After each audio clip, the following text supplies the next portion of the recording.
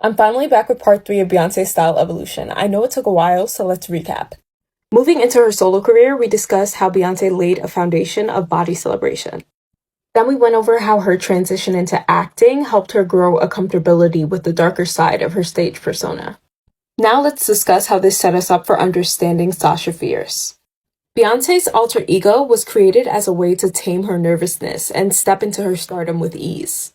She really wanted to create that separation between who she was personally and who she was on stage, which resulted in her being able to step out of her comfort zone when it came to glam.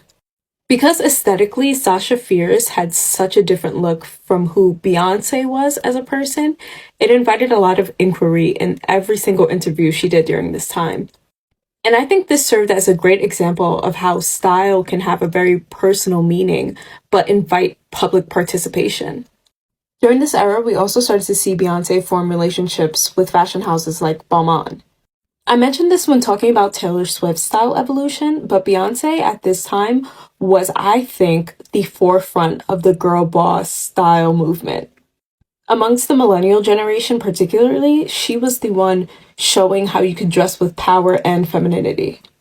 And of course, if we're discussing B's relationship with the fashion industry, we have to talk about the budding relationship between her and Mugler.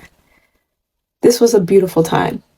Some of these early on collaborative efforts between Beyoncé and Mugler is really what stamped the imagery of Beyoncé the icon into the minds of everyone across the world.